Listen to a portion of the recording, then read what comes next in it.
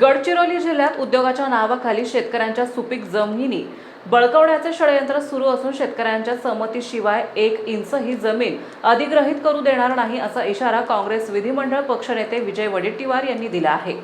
या मागणीसाठी काँग्रेस रस्त्यावर उतरून आंदोलन करेल असेही त्यांनी पत्रकार परिषदेत स्पष्ट केले।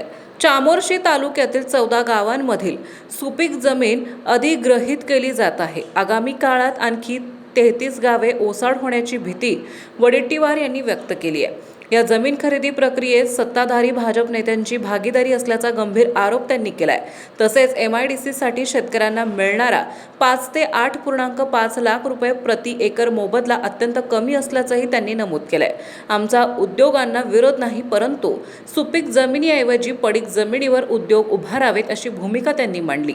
विजय वडेट्टीवार यांनी यावेळी मायनिंगमधून मिळणाऱ्या 400 ते 450 कोटीच्या महसुलीच्या विनियोगावरही प्रश्नचिन्ह उपस्थित करत आदिवासींच्या जमिनी भाडेतत्वावर घेऊन त्यांच्या संस्कृतीला धक्का लावला जात असल्याची टीका केली आहे।